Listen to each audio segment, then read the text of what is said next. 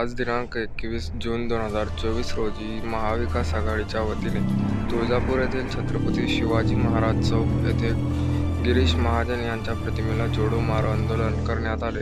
गिरीश महाजन यांनी मराठा योद्धा मनोज जरांगे पाटील यांना अपशब्द वापरल्याबद्दल तुळजापूर शहर महाविकास आघाडीच्या वतीने गिरीश महाजन यांचा जाहीर निषेध करून प्रतिमेस जोडो मारो आंदोलन करण्यात आले।